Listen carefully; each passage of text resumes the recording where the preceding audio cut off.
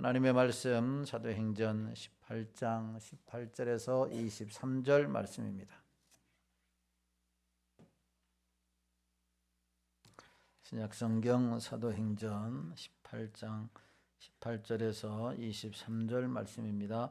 바울은 더 여러 날 머물다가 형제들과 작별하고 배 타고 수리아로 떠나갈새 브리스길라와 아굴라도 함께 하더라. 바울이 일찍이 서원이 있었으므로 겐그리아에서 머리를 깎았더라.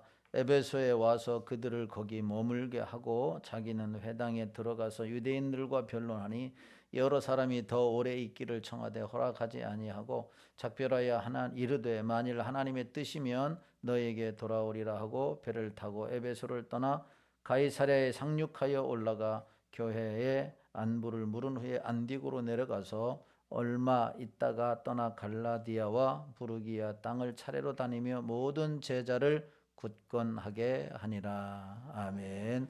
할렐루야. 찬양대 찬양으로 하나님께 영광 돌리겠습니다.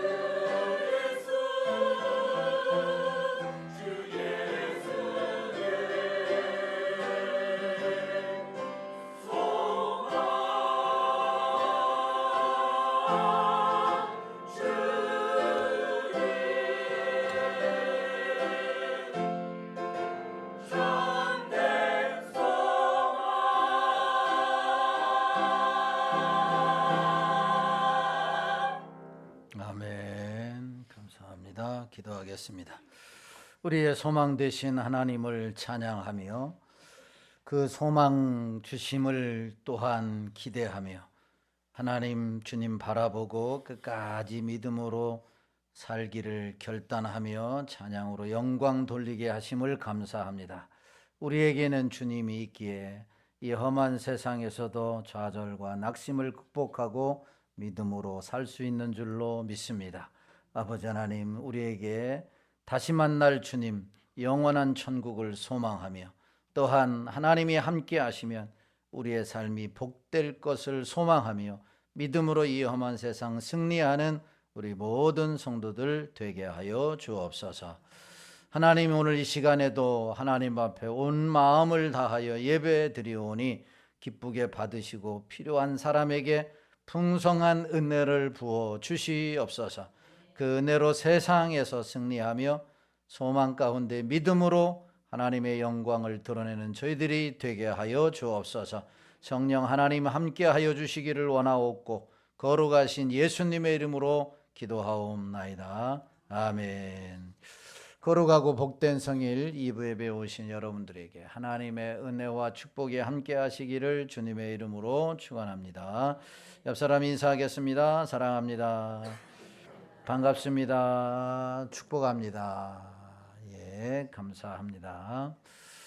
11월 마지막 주일입니다. 또 내일은 이제 2025년도 12월이 시작이 되어집니다. 오늘 11월 마지막 주일을 또 마지막 날을 잘 보내야 또 12월이 기대가 되고 또 12월을 성공적으로 시작하고 승리할 수 있을 줄로 믿습니다. 계속해서 사도행전 말씀을 살펴보고 있습니다. 사도행전의 저자는 누가입니다. 이 누가는 오늘 본문이 속해져 있는 18장에서 고린도, 에베소, 가이사랴, 예루살렘, 또 수리아 안디옥에 이르는 여정을 잘 소개해 주고 있습니다. 지난주에는 바울 일행이 고린도에서 약 1년 6개월 동안 머물며 하나님의 말씀을 전했을 때 놀라운 역사가 일어났는데 그 일로 인해서 유대인들에 의해 고소를 당하게 되었지만 하나님께서는 새로운 길을 여시는 역사에 대해서 살펴보았습니다. 길이 막힌 것 같지만 하나님은 그 길을 새롭게 여셨다라고 하는 말씀입니다. 이 말씀을 통해서 우리는 어떤 상황 속에서도 낙심하지 말고 믿음을 갖고 끝까지 사명을 향해 나아가면 하나님께서 여시는 새로운 길을 맛보게 될 것이다 라고 하는 말씀을 드렸습니다. 아무쪼록 여러분들이 어떤 상황에서도 굴하지 말고 믿음으로 끝까지 나아감으로 여러분 새로운 길을 여시는 그 기적을 날마다 경험해야 될 줄로 믿습니다. 오늘 본문은 바울의 2차 전도 여행의 마지막 일정을 소개하고 있습니다. 바울의 2차 전도 여행을 간단히 정리를 하게 되면 1차 전도 여행 지역이었던 갈라디아 지역을 다시 돌아보는 것으로 시작해서 이제 서쪽으로 나아가게 되는데 한번 지도를 한번 띄워 주시면 좋겠습니다. 맨 여러분들이 보시기에 왼쪽에 위에 보면 갈라디아 빨간 바탕 화면에 글씨가 써 있습니다. 이게 갈라디아 지역이 이제 1차 바울의 전도 여행 지역이었습니다. 이것을 대충 지역을 돌아보는 곳으로 시작해서 서쪽으로 이 마게도냐, 여러분들의 오른쪽에 맨 위쪽에 보면은 마게도냐라고 써 있습니다. 이 마게도냐 지역을 거쳐서 쭉 마게도냐에서 밑으로 내려오면 고린도라고 하는 지역이 나옵니다. 글씨 보입니까? 네, 고린도라고 하는 그 지역의 바로 위에 보면 뭐라고 써 있어요? 아가야라고 하는 지역이 나옵니다. 예, 애기 이름을 부르는 게 아니고 지역 이름입니다. 아가야라고 하는 곳, 헬라 지역입니다. 이 지역을 새롭게 확장을 해서 이제 빌립보, 데살로니가, 그 다음에 아덴을 거쳐 고린도 지역에서 교회를 세우게 되고, 이제 겐그리아에서 배를 타고 에베소를 거쳐서 가이사랴라고 하는 곳에 밑에 보면 예루살렘이 있습니다. 예루살렘을 거쳐서 다시 수리아 안디옥으로 돌아오는 이 여정이 2차 선교 여행의 여정이었습니다. 본문의 내용은 바로 바울이 브리스길라와 아굴라 부부와 함께 고린도를 떠나서 수리아를 향해 배에 오르게 됩니다.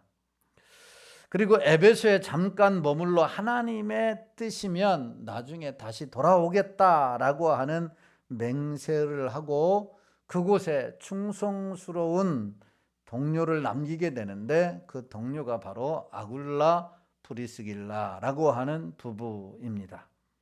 바울은 계속해서 남동쪽으로 가다가 가이사랴에 도착했고, 그곳에서 예루살렘 교회를 방문하여 자신의 선교 활동에 대한 보고를 드리게 됩니다.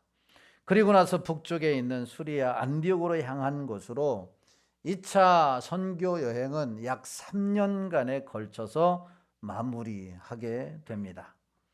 2차 여행의 마지막 부분에서 우리는 하나님의 부르심을 받은 이 사명자의 진정한 모습이 무엇인가라고 하는 것을 발견하게 되는데, 이 발견을 통해서 발견하게 될 사명자의 진정한 모습이 무엇인지, 하나님께서 우리를 사명자로 부르셨는데 우리는 어떤 모습을 가지고 주님의 일을 감당해야 할 것인지 몇 가지 살펴보고 은혜를 나누려고 합니다. 사명자의 진정한 첫 번째 모습은 무엇이냐? 서원을 했으면 반드시 실천해야 한다라고 하는 사실입니다. 서원을 했으면 반드시 실천해야 한다라고 하는 이 사명자의 모습을 첫 번째로 우리가 발견하게 되는데, 오늘 18절 말씀을 같이 보겠습니다. 시작. 바울은 더 여러 날 머물다가 형제들과 작별하고 배 타고 수리아로 떠나갈새 브리스길라와 아굴라도 함께 하더라. 바울이 일찍이 서원이 있었으므로 겐그리아에서 머리를 깎았더라. 아멘. 여기 소개하는 겐그리아, 여러분 지도 한번 다시 띄워주시면 이 겐그리아, 겐그리아가 어디냐? 고린도 바로 밑에 있습니다. 고린도 바로 밑에 이 겐그리아라고 하는 아주 작은 항구 도시입니다.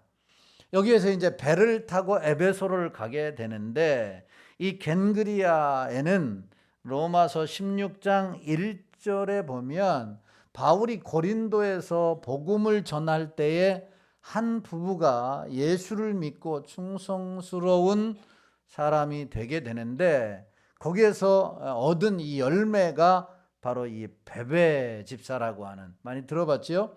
이 베베 집사라고 하는 이 일꾼이 봉사하는 교회가 있는 곳이 어디냐? 겐그리아라고 하는 지역입니다. 이 겐그리아라고 하는 지역, 이곳에서 바울은 서원을 갚기 위해서 뭐 했다라고 성경에 말해요? 머리를 깎았다. 머리를 깎았다라고 하는 말씀입니다.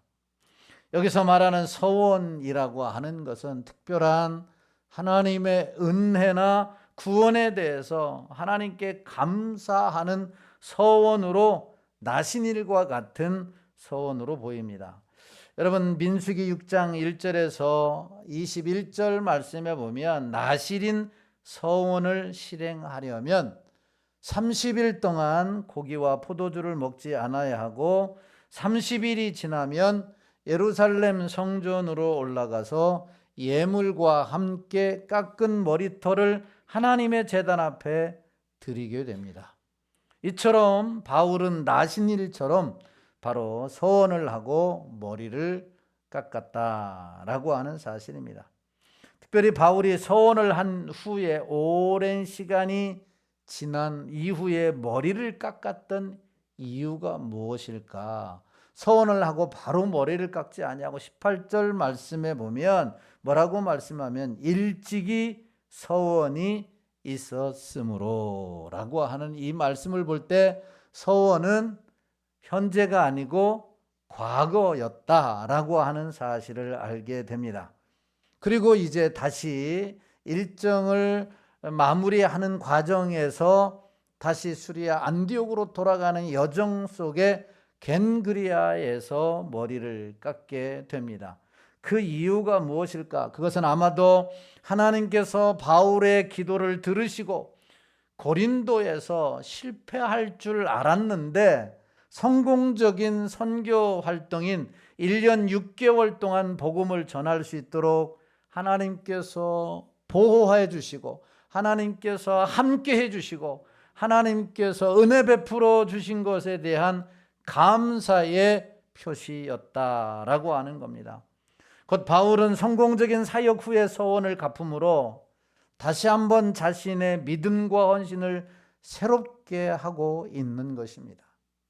또한 이 행동 속에는 예루살렘으로 올라가기 전에 유대인을 얻기 위해 유대인처럼 되고자 하는 마음도 들어 있었을 것이 분명합니다.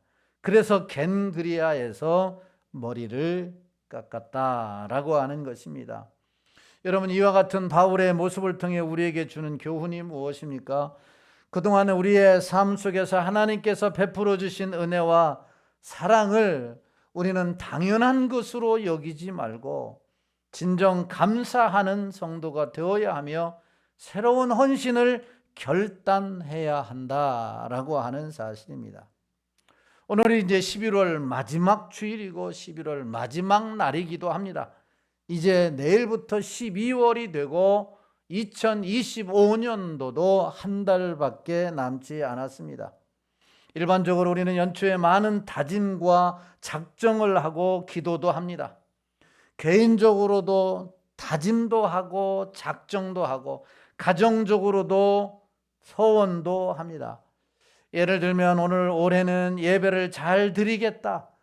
올해는 기도를 좀 더 늘려보겠다. 올해는 내 뜻대로가 아니라 하나님의 말씀을 붙잡고 살겠다라고 하는 이런 소원, 사명자들에게는 게으르지 말고 열심을 품고 주를 섬겨서 칭찬받는 사명자가 되겠다라고 하는 이런 소원이나 결단과 하나님의 약속을 많이 합니다. 지금 돌아보면 하나님께서 이 모양 저 모양으로 은혜를 주셔서 오늘 11월 마지막 주일까지 이르게 되었습니다. 그렇다면 그 은혜와 사랑을 우리가 기억해야 되지 않을까요? 그리고 우리가 해야 할 것은 오늘 사도 바울처럼 감사와 헌신의 결단을 드려야 할 때가 바로 지금의 시점이다라고 하는 겁니다. 이렇게 바울처럼 지난 하나님의 은혜를 생각하며 헌신을 결단하며 머리를 깎았던 것처럼 우리가 이렇게 과거의 하나님의 은혜를 기억하고 감사의 표현을 하고 나름대로의 결단을 하게 될 때에 하나님은 그 모습을 통해서 사명자의 그 모습을 통해서 진정 기쁘게 받으실 줄로 믿으시기를 주님의 이름으로 축원합니다. 하나님은 이 놀라운 사명자의 모습을 통해서 하나님은 기쁘시게 받으신다라고 하는 사실입니다. 바라기는 하나님께서 우리에게 주신 은혜를 기억하고 감사할 수 있게 되기를 바라고 다시 한번 내년에는 우리가 어떻게 헌신할 것인지를 결단하는 성도가 되어 새롭게 부어주시는 하나님의 은혜를 경험하는 우리 모든 성도들이 되시기를 예수님의 이름으로 축원합니다. 두 번째로 사명자의 진정한 모습이 무엇이냐? 그것은 온전히 하나님의 뜻만 따르겠다라고 하는 모습을 오늘 성경에서 보여주고 있습니다. 자, 19절부터 21절 말씀을 같이 봅니다. 시작. 에베소에 와서 그들을 거기 머물게 하고 자기는 회당에 들어가서 유대인들과 변론하니 여러 사람이 더 오래 있기를 청하되 허락하지 아니하고 작별하여 이르되 만일 하나님의 뜻이면 너희에게 돌아오리라 하고 배를 타고 에베소를 떠나. 아멘. 바울 일행은 겐그리아에서 배를 타고 예루살렘으로 올라가는 길에 에베소를 들리게 됩니다. 그런데 이곳의 회당 사람들은 바울이 그들과 함께 더 오래 있기를 간청했다라고 하는 겁니다. 왜 간청했을까? 바울이 좋아서 그랬을까? 아니면 오래전에 하나님의 말씀을 들었는데 그 하나님의 말씀이 그립고 그 하나님의 말씀을 더 듣고 싶어서 간청을 했는지 모르겠습니다. 어떤 이유에서든지 그들은 바울이 그들과 함께 더 오래 있기를 간청했다라고 하는 사실입니다. 그러나 바울은 이러한 요청에도 불구하고 뭐라고 이야기하고 떠납니까? 만일 하나님의 뜻이면 너희에게 돌아오리라 라고 하는 약속을 남긴 채 그곳을 떠나게 됩니다. 여러분, 이와 같은 바울의 행동이 인간적으로 볼 때에 너무한 것 아닌가, 너무 매몰차게 요청하는데 떠나는 것 아닌가 하는 생각이 들 수 있습니다. 저도 이런 생각을 종종 들어요. 권사님, 집사님, 내년에는 교사 좀 하시죠. 내년에는 뭐 성가대도 좀 하시죠. 내년에는 회장도 하시죠. 그럴 때 목사님 저 못해요. 다른 데서 알아보세요. 이럴 때 제가 아마 바울이 하나님의 뜻이면 돌아오리라 라고 하는 말을 들었던 에베소 교회 성도들이 이런 마음이 들지 않았을까? 그래도 나름대로 이런 말까지 할 정도면 나름대로 기도도 하고 나름대로 그분이 감당할 수 있을 것이라 생각하고 했는데 역시 아니구나 라는 생각을 하게 됩니다. 그래서 참 저는 이제 시험을 자주 들어요. 상처를 많이 받아요. 그래서 부탁을 웬만하면 안 하려고 해요. 부탁을 안 하려고 하는데 진짜 내가 부탁하는 것은 필요해서 하는구나 라고 생각하고 들어주면 좋겠어요. 아멘 하면 더 은혜가 될 텐데 안 들어주려고 아멘도 안 해요. 어쨌든 그렇다라는 말이에요. 자, 이 바울이 하나님의 뜻이면 다시 돌아올 것이다 라고 하고 돌아갑니다. 그러나 때로는 이것이 믿음의 사람의 기준임을 보여주고 있는 것임을 알 수 있습니다. 때로는 감당하지 못할 것을 허락해놓고 또한 여러 가지로 어려운 부담을 갖게 되는 것보다 한번 섭섭하면 낫겠다라는 생각으로 매몰차게 거절하는 것도 뭐 은혜인 것도 있을 수 있습니다. 사실 바울은 2차 전도 여행을 시작할 때만 해도 바로 이곳 에베소가 있는 소아시아 지역으로 오기 위해서 무척 애를 많이 썼지만 계속해서 길이 막히는 경험을 한 바 있습니다. 그러다가 하나님의 뜻이 소아시아가 아니라 마게도냐 지역에 있음을 깨닫고 전도 여행의 행선지를 바꾸게 된 것이지요. 사도행전 16장 6절부터 10절의 말씀이 그것입니다. 같이 봅니다. 시작. 성령이 아시아에서 말씀을 전하지 못하게 하시거늘 그들이 부르기아와 갈라디아 땅으로 다녀가 무시아 앞에 이르러 비두니아로 가고자 애쓰되 예수의 영이 허락하지 아니하는지라. 무시아를 지나 드로아에 내려갔는데 밤에 환상이 바울에게 보이니 마게도냐 사람 하나가 서서 그에게 청하여 이르되 마게도냐로 건너와서 우리를 도우라 하거늘 바울이 그 환상을 보았을 때 우리가 곧 마게도냐로 떠나기를 힘쓰니 이는 하나님이 저 사람들에게 복음을 전하라고 우리를 부르신 줄로 인정함이로라. 이것이 하나님의 뜻이라고 하는 것을 깨달았다라고 하는 사실입니다. 바울은 아시아에서 계속해서 복음 전하기를 원했어요. 다시 말하면 에베소 지역에서 복음 전하기를 원했어요. 그런데 성령님이 허락하시지 않았습니다. 두 번째로 비두니아로 가고자 했습니다. 그렇지만 또 성령께서 허락하지 않았습니다. 세 번째로 무시아를 지나 드로아에서 환상을 보고 마게도냐로 가기로 결정을 한 것입니다. 여러분, 이와 같은 경험으로 인해 바울은 이제 자신의 걸음에 대해서 내 뜻이 아니라 철저히 하나님의 뜻을 앞세우는 사람이 되었던 것이죠.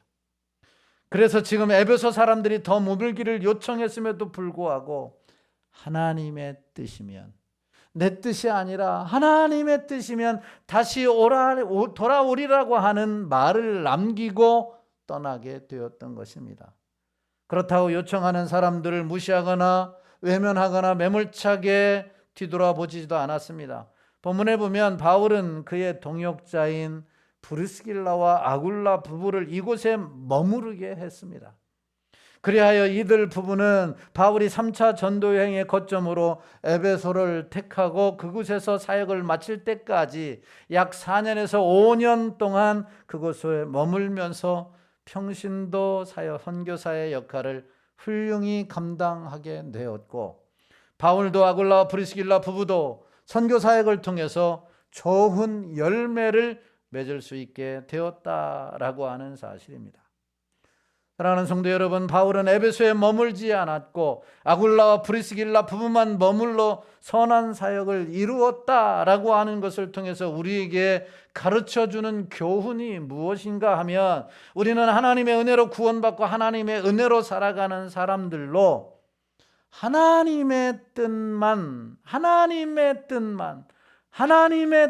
앞세우는 성도가 될 때에 선한 역사를 이루게 된다라고 하는 사실이에요. 내 뜻이 아니라 하나님의 뜻을 앞세우는 성도가 열매 맺는 삶을 살 수 있다라고 하는 것을 보여줍니다. 여러분, 모든 사람은 내 소원이 있고 내 뜻이 있습니다. 모든 사람은 다 소원이 없는 사람이 없어요. 모든 사람은 다 자기의 뜻이 있습니다. 그리고 그것을 이루기 위해서는 노력을 합니다. 내 목표, 내 뜻 관철하기 위해서 얼마나 노력을 합니까? 그러나 문제는 내 뜻이 하나님의 뜻과 일치하지 않을 때입니다. 내 뜻과 하나님의 뜻이 일치하지 않을 때에 얼마나 고민스러운 일입니까? 참으로 고민스럽습니다. 우리가 바울을 통해서 진정한 사명자의 모습을 배워야 하는데, 그것이 무엇이냐면 내 뜻과 하나님의 뜻이 다를 때 우리는 무조건 하나님의 뜻을 앞세워야 한다라고 하는 사실입니다. 하나님의 뜻을 따르려면은, 그리고 이것이 하나님의 뜻인가를 알기 위해서는 여러분, 내 뜻을 먼저 내려놓아야 돼요. 내 뜻을 내려놓고 말씀을 펴고 하나님 앞에 기도할 때 하나님의 뜻이 보이는 거예요. 그런데 내 뜻을 내려놓지 않고 하나님의 뜻을 구하면 하나님의 뜻이 보이지 않는 거예요. 왜냐하면 내 뜻이 그냥 내 안에 머물러 있기 때문인 것이죠. 진정한 하나님의 뜻을 따르려면 내 뜻도 있고 하나님의 뜻도 있는데, 내 뜻을 다 내려놓고 하나님의 뜻을 구할 때에 진짜 하나님의 뜻이 보이는 줄로 믿으시기를 주님의 이름으로 축원합니다. 바울이 바로 그거였다라고 하는 거예요. 우리의 사역이나 일생의 결정에도 하나님의 뜻이면이라고 하는 말을 우리가 자주 사용하지 않습니까? 모든 문이 열려 있어도 하나님이 원치 않으시면 멈출 줄 아는 자가 진정한 사명자의 모습이라고 하는 거예요. 진정한 구원받은 자의 모습이 뭐냐? 모든 문이 열려 있어요. 왼쪽에도 길이 열려 있고 오른쪽에 문도 열려 있어요. 이 말은 내가 원하는 대로 할 수도 있고 하나님의 뜻을 따를 수도 있다라고 하는 겁니다. 그럼에도 불구하고 진짜 하나님의 사람들이라면, 사명자라면 내 뜻을 멈추고 하나님의 뜻을 따라야 한다라고 하는 겁니다. 그럴 때만이 낭비를 줄일 수가 있는 거예요. 낭비를 줄일 수가 있어요. 돈을 낭비도 줄일 수가 있고 시간 낭비도 줄일 수가 있고 우리의 정욕을 낭비하는 것도 줄일 수가 있는 거예요. 여러분, 내 뜻만 고집하다가는 시간도 또한 물질도 우리의 인생도 낭비할 수가 있다라고 하는 사실이에요. 사도 바울은 진정한 사명자로서 여러분, 내 뜻대로 하고 싶었어도 분명히 하나님의 뜻을 앞세우고 나아갔습니다. 그리하여 하나님의 선한 역사를 이루었다라고 하는 사실이에요.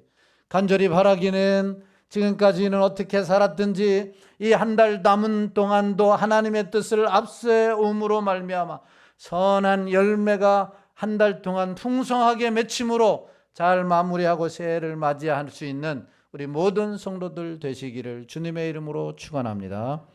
마지막 세 번째로 진정한 사명자의 모습은 뭐냐면 시작보다 마무리를 잘 하는 자가 되어야 한다라고 하는 것입니다. 오늘 22절 말씀을 같이 보도록 하겠습니다. 22절 같이 23절까지 보겠습니다. 시작. 가이사랴에 상륙하여 올라가 교회에 안부를 물은 후에 안디옥으로 내려가서 얼마를 있다가 떠나 갈라디아와 부르기아 땅을 차례로 다니며 모든 제자를 굳건하게 하니라. 아멘. 바울은 예루살렘을 방문하여 서원을 해제하고 이제 선교 보고를 한 이후에 안디옥으로 데려오는 곳으로 2차 선교 여행을 마무리하게 됩니다. 물론 본문에는 바울이 예루살렘 교회에서 보고했다라고 하는 말씀이 없습니다. 그러나 바울이 겐그리아에서 서원에 대해 머리를 깎은 이후에 그 머리를 예루살렘 성전에 번제로 드렸을 것이라는 거 하는 게 신학자들의 지배적인 해석인 것이죠. 즉 2차 전도 여행에서 돌아온 바울이 예루살렘에 방문한 것은 선교의 성과를 보고하는 일 외에 서원에 대한 규례, 나시린의 제도를 철저히 지키는 일과 밀접하게 결부되어 있을 것이라고 하는 말입니다. 그러니까 바울은 서원을 행한 이후에 그 서원을 끝까지 지킴으로 유대인들에게 반감을 사지 않고 그들까지 수용하겠다라고 하는 의도가 있었다라고 하는 겁니다. 서원을 끝까지 지킴으로, 서원을 끝까지 지킴으로, 마무리를 끝까지 잘함으로라고 하는 이 말로 우리가 해석을 할 수도 있을 것입니다. 이것은 무엇까지 내다본 것이냐면 마무리한 이후에 새로운 시작까지 염두에 둔 행동이었다라고 하는 사실이에요.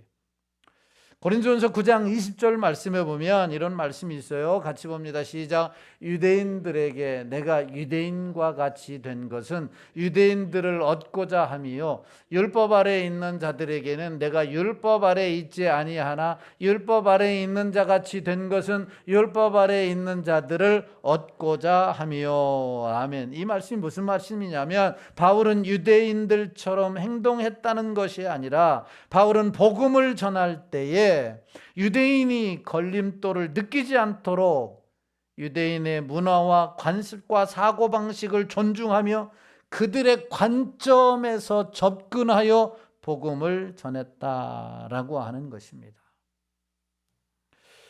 제 친구 목사 중에 이렇게 간증하는 이야기를 들어봤습니다.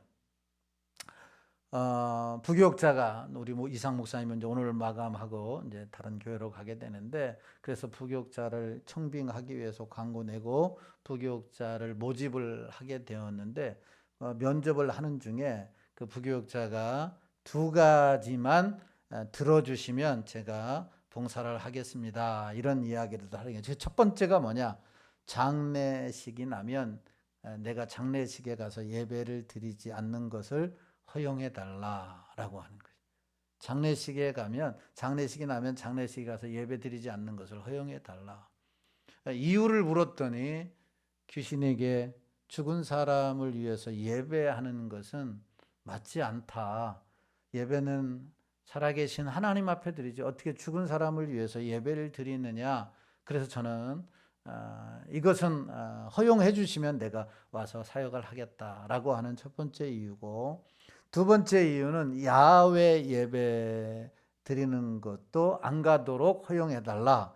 야외 예배는 사람들이 가서 즐겁게 하기 위해서 사람들을 위한 예배인데 어떻게 내가 그곳에 가서 예배를 드리겠느냐라고 하는 2가지 조건을 내세우더라는 거예요.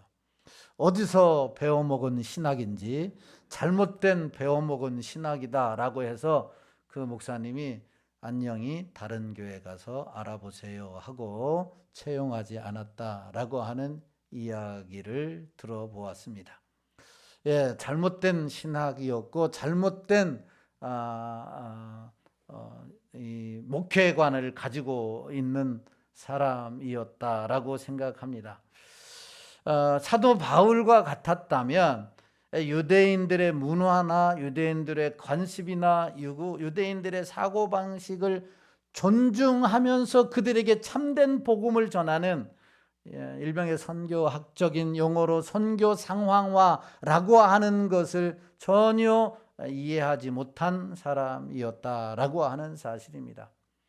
여러분, 우리나라에 1882년부터 들어온 선교사들, 아펜젤러 언더우드 선교사가 우리나라에 처음 들어왔을 때에 우리나라에는 유교 문화, 이 조선시대 유교 문화가 얼마나 발달했습니까? 그래서 조상신을 하나님 신으로 모시고 살았던 자들 아닙니까? 어느 장손 집안에는 제사를 무려 한 달에 한 번, 매번 제사를 드리는 거죠. 근데 한 달에 한 번 월급 받으면 반절을 제사 지내는데 다 허비하는, 아주 이게 참 나쁜 병폐 중에 하나이죠.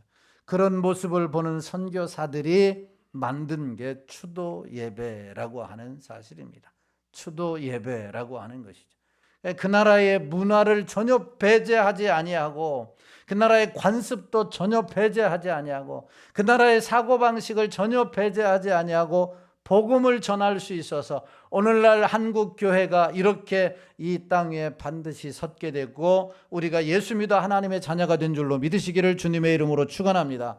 만약 선교사들이 와서 바로 제사는 죄를 범하는 것이다, 우상을 숭배하는 것이다, 반드시 철폐해야 된다라고 주장하고 그런 접근으로 나왔다고 한다면 오늘날 과연 한국 기독교가 이렇게 왕성하게 부흥할 수 있겠는가? 물론 하나님의 뜻이라고 한다면 여러분 복음이 들어왔겠지만, 그러나 언더우드 아펜젤러 선교사 이후에 수많은 사람들이 순교를 당했을 것이고 그리고 한참 후에 복음이 들어오지 않았는가라는 생각을 해봅니다.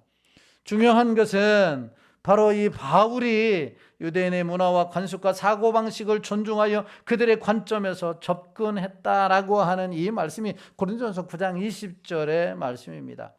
바울이 마지막을 잘 이렇게 마무리했던 것은 무엇 때문이냐? 바로 새로운 시작을 위한 포석이었다라고 하는 것이죠. 다시 말하면 2차를 마무리하고 3차의 전도 여행을 새롭게 하나님이 여시는 길로 나아가기 위한 마무리를 잘 지었다라고 하는 사실입니다. 여러분, 이와 같은 바울의 모습을 통해 우리에게 무엇을 도전해 줍니까? 우리의 사역이나 한 해의 삶 혹은 사람과의 관계에도 마무리가 중요하다라고 하는 겁니다. 마무리가 참 중요해요. 바울처럼 감사로, 또한 성도 간의 교제 속에서 믿음을 견고히 하는 이 모습으로 마무리할 때 하나님은 그 마무리를 통해 새로운 시작을 여시기 때문에 그런 거예요. 개인적으로는 여러분들에게 제가 일일이 말할 수는 없지만 1년 동안 설교하는 과정에서, 신방하는 과정에서, 또한 여러 가지 일 가운데 여러분들에게 상처를 준 것이 있으면 다 용서하시고 저를 용서하시고 저를 이해하시고 올 한 해를 마무리하셔야 또 내년에도 저와 관계 속에서 하나님의 은혜가 풍성히 임하게 될 줄로 믿습니다. 다 용서해 주시기를 바랍니다. 아멘 안 하시는 것이 나아가는 별 상관이 없는가 보다 생각을 하시는데, 어떻든 그런 마음이 있으면 다 이해하고 용서해야 돼요. 우리 성도들 간에도 마찬가지인 거지요. 성도들 간에도 1년 동안 하나님 앞에 나와서 예배드리고 1년 동안 하나님 앞에 나와 기도하고 1년 동안 서로 교제하고 1년 동안 하나님의 나라, 하나님의 교회를 세우는데, 여러분 사람이니까 섭섭한 것도 있겠지요. 오해 살 것도 있겠지요. 그러나 그것을 잘 털고 가야 된다라고 하는 거예요. 12월은 이렇게 마지막 마무리를 잘 해야 새로운 새해에는 앞길이 활짝 열려지는 줄로 믿으시기를 주님의 이름으로 축원합니다. 부부간에도 마찬가지예요. 가족간에도 마찬가지라고 하는 사실이에요. 그래서 예수 안에서 우리는 한 가족이잖아요. 이해 못할 게 없고 용서 못할 게 없는 거죠. 남이라면, 원수라면 털고 갈 필요가 없겠죠. 왜냐하면 안 보면 되니까, 안 만나면 되니까. 그런데 가족은 죽을 때까지 봐야 되잖아요. 그렇기 때문에 이해할 걸 이해하고, 용서할 걸 용서하고, 덮을 걸 덮으면 마무리할 때에 새로운 시작이 열리게 된다라고 하는 사실이, 오늘 바울이 그것을 우리에게 오늘 가르쳐 주고 있는 것입니다. 이제 한 달 남았습니다. 어떻게 보냐에 따라서 올해의 평가가 달라지고, 어떻게 보냐에 따라서 내년을 어떻게 시작하느냐가 열려지게 된다라고 하는 사실입니다. 시작보다 마무리가 중요하니 마무리를 잘해서 새로운 길이 활짝 열려지는 축복을 경험할 수 있게 되기를 예수님의 이름으로 축원합니다. 마지막 말씀을 맺습니다. 연말을 맞이하는 우리에게 중요한 교훈을 오늘 본문은 우리에게 줍니다. 올해가 가기 전에 한 해를 뒤돌아보면서 소원한 것, 다짐한 것, 결심한 것이 있다면 해가 넘기기 전에 이행해야 하고, 어떤 상황에서도 우리는 내 뜻이 아니라 하나님의 뜻을 앞세워야 하고, 마무리를 잘해야 새로운 길이 활짝 열린다라고 하는 사실입니다. 간절히 바라기는 우리의 사역, 한 해의 삶, 관계의 끝맺음이 아름답기 위해서 나를 위한 마무리가 아니라 하나님을 위한 마무리가 되어서 주님을 기쁘시게 하고 주님의 기쁨이 우리에게 충만히 임하는 그런 삶이 되기를 예수님의 이름으로 축원합니다. 나 주님의 기쁨 되기 원하네. 이 찬송 부르시고 말씀 생각하시면서 2, 3분 동안 기도합니다.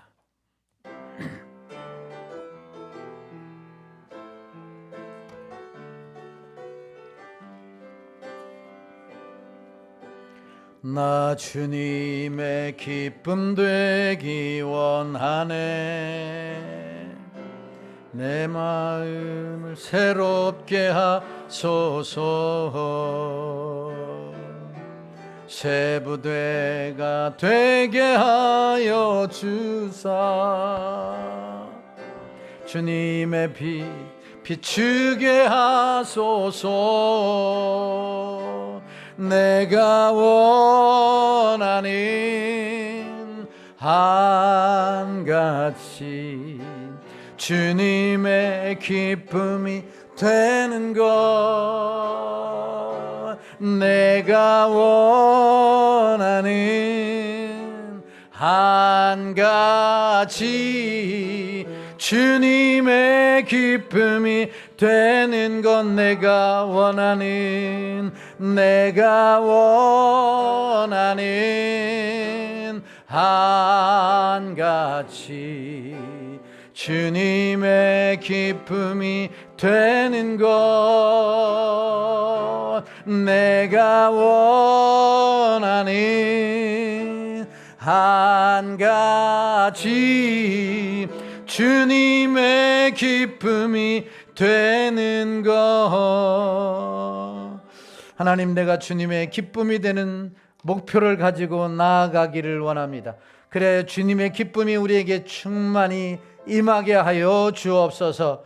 하나님, 소원한 것, 이행하지 못한 것이 있다면 생각나게 하시고, 하나님 그 소원을 이행하는 저희들이 되게 하여 주시고, 지금까지 내 뜻대로 살았다면 이제는 하나님 뜻만 앞세워서 복된 열매 맺게 하여 주옵소서. 올해도 아버지 하나님이여 마무리 단계에 이르렀습니다. 마무리를 잘하여 새해는 활짝 열려지는 주님의 기쁨 되는 자들이 되게 하여 주시옵소서. 주님의 이름 한번 부르고 통성으로 기도합니다. 주여. 할렐루야. 하나님 아버지 은혜와 사랑을 감사합니다. 11월 마지막 주 2부 예배 기쁨으로 주님 앞에 나와 예배드리고 말씀 듣고 기도할 수 있는 은혜를 허락하여 주신 하나님 감사합니다. 하나님의 사도 바울처럼 하나님께 부름받은 자들, 사명받은 자들, 아버지 하나님이여 지난 11개월을 되돌아봅니다. 하나님 앞에 연초에 약속하고 결단한 것을 이행하지 못한 것이 있다고 한다면 올해가 가기 전에 아버지 하나님이여 선한 것을 반드시 이행하게 하여 주시옵소서. 또한 아버지 하나님이여 내 뜻대로 살았다면 이제는 하나님의 뜻만 앞세우고 믿음으로 살아서 하나님의 잘 마무리하여 선한 열매 마무리 질 수 있는 저희들이 되게 하여 주시기를 원하옵나이다. 누군가에게 마음을 아프게 했다면, 누군가에게 섭섭한 게 있다면, 누군가에게 아버지 악한 마음을 가졌다면 다 용서하고 이해하고 덮어가고 사랑하고 그리스도의 사랑으로 하나가 되어져서 새해를 복되게 기쁨으로 하나님의 소망 가운데 시작할 수 있는 저희들이 되게 하여 주시옵소서. 마무리를 잘해야 아버지 하나님의 새해를 시작할 수 있습니다. 올해 맡겨진 사명도 마무리를 잘하게 하여 주소서. 아버지 하나님 새해 새롭게 주시는 귀한 사명도 잘 감당할 수 있도록 은혜를 허락하여 주시옵소서. 주님의 마음, 주님의 사랑을 우리에게 물붓듯이 부어주셔서 이해하고 용서하고 사랑할 수 있는, 그럴 수 있나가 아니라 그럴 수 있다라고 하는 마음으로 하나님이여 나아갈 수 있는 저희들이 되게 하여 주시옵소서. 우리 성도들에게 함께하여 주시고 힘주시고 은혜 주시고 능력 주셔서 남은 한 달도 승리하게 하셔서 새해를 맞이할 수 있도록 축복해 주시옵소서. 감사하옵고 걸어가신 예수님의 이름으로 기도하옵나이다. 아멘. 지금은 우리 주 예수 그리스도의 은혜와 하나님 아버지의 크신 사랑하심과 성령 하나님의 유로교통 내주인도 역사 충만하심의 은혜가 서원한 것은 반드시 이행하고 하나님만 뜻만 앞세우고 마무리를 잘하여 하나님을 기쁘시게 하는 자로 세워져서 하나님 앞길이 새롭게 열려지고 주님의 기쁨이 우리 가운데 충만히 임하기를 원하고 작정하고 돌아가는 성도들 머리머리 위에와 저들의 가정, 직장, 사업, 자녀들 위에 이 나라 이민족과 부떡 상일 축복교회 위에 몸된 상일교회 위에 이제로부터 영원토록 함께 있을지어다. 아멘.